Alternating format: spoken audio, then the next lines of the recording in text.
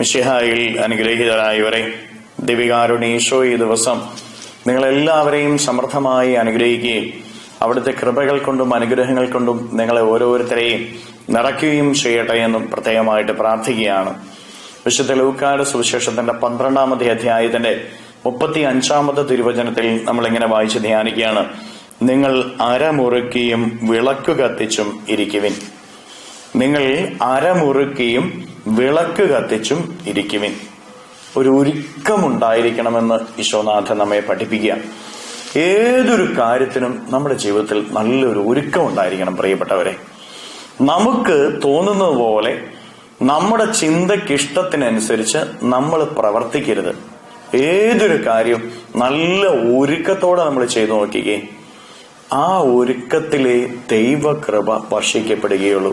അത് പ്രാർത്ഥനയുടെ ഒരുക്കം എല്ലാറ്റിനും ഉണ്ടായിരിക്കണം. ഈശോനാഥൻ തന്റെ ദൗത്യം ആരംഭിക്കുന്നതിന് മുമ്പ് പ്രാർത്ഥിച്ച് ഒരുങ്ങുന്നത് നമ്മൾ കാണുന്നില്ലേ? പരിശുദ്ധാത്മാവിനാൽ നിറഞ്ഞ് ഈശോ ഒരുങ്ങുക. ഇതുപോലെ നമ്മൾ ഓരോ കാര്യങ്ങൾ ചെയ്യുന്നതിന് മുമ്പ് നന്നായിട്ട് പ്രാർത്ഥിച്ച് ഒരുങ്ങണം.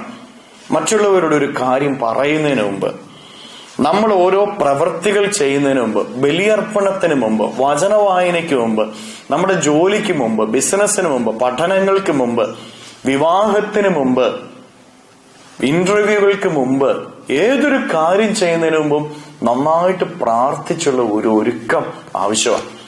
ഒരു ആത്മീയമായ ഒരുക്കം എല്ലാറ്റിലും ഉണ്ട് എങ്കിൽ നിങ്ങളുടെയൊക്കെ പ്രവർത്തനങ്ങൾ അനുഗ്രഹീതമാകും.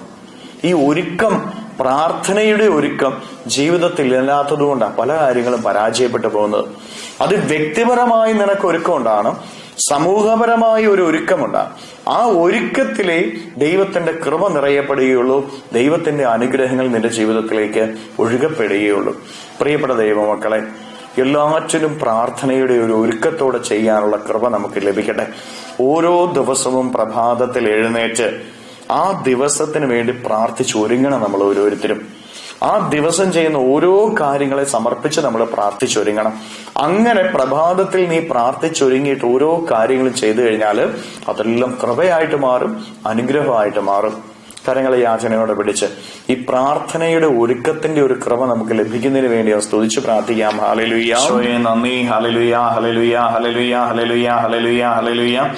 കർത്താവായ ഈശോയെ, മക്കളെ ഓരോരുത്തരെയും സമർപ്പിക്കുന്നവരെ ഓരോരുത്തരെയും അനുഗ്രഹിക്കുകയും ആശീർവദിക്കുകയും ചെയ്യണമേ.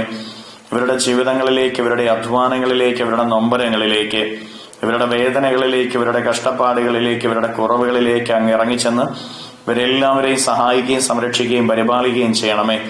ഇവരുടെ ജീവിതത്തിൽ നിന്ന്, ജീവിതത്തിന്റെ വഴികളിൽ നിന്ന്, അധ്വാന മേഖലകളിൽ നിന്ന്, ഈ ദിവസം ഇവർ ചെയ്യുന്ന കാര്യങ്ങളിൽ നിന്ന്, ഇവരുടെ ഭവനങ്ങളിൽ നിന്ന്, ഇവർ പോകുന്ന വഴികളിൽ നിന്ന്, ഇവരുടെ പഠനങ്ങളിൽ നിന്ന് എല്ലാ തിന്മകളും, ബന്ധനങ്ങളും, പിശാചിന്റെ ഉപദ്രവങ്ങളും, നാരകീയ ശക്തികളും പൈശാചിക ശക്തികളും നിർവീര്യമായി തീരട്ടെ എന്ന് കൽപ്പിക്കുന്നു.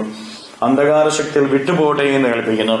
ദുരാത്മശക്തികൾ മാറിപ്പോകട്ടെ എന്ന് കൽപ്പിക്കുന്നു. Hallelujah, hallelujah, hallelujah, hallelujah, hallelujah. നിത്യം പിതാവും പുത്രനും പരിശുദ്ധാത്മാവുമായി സർവേശ്വര എന്നേക്കും. ആമേൻ.